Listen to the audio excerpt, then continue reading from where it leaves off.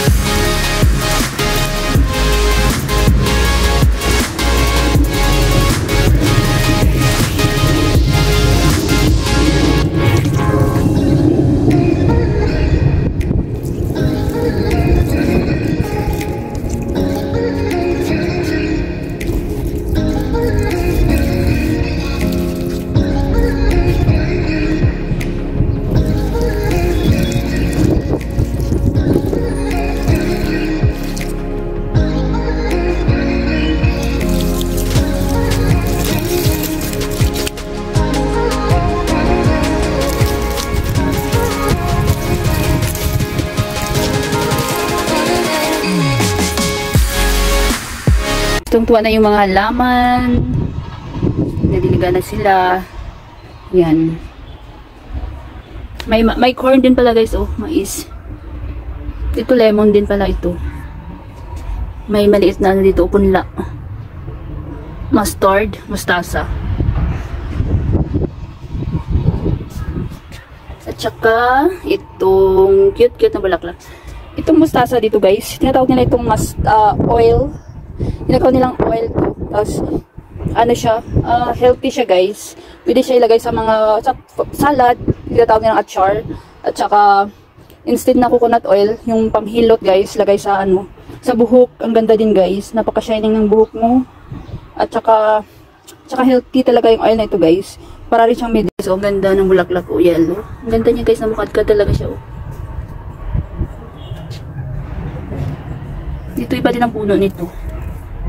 Same lang siya guys. Pero iba yung bulaklak niya. Ito light pink. Ito parang maroon. Then yellow. At saka ito namulaklak ng padgad siya. Cute pala ng bulaklak nito. Nakita niyo guys ito. Para siyang butterfly. Kasi ang ganda. Tuwang-tuwa na sila. Tsaka ito. Iba-iba yung bulaklak niya. Isang puno lang siya. Iba-iba yung bulaklak. Light pink, mayroong maroon, orange.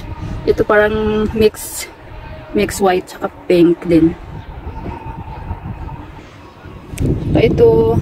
May nag-iisang kamatis. Dalawa yung bunga niya. Oh. Cute siya.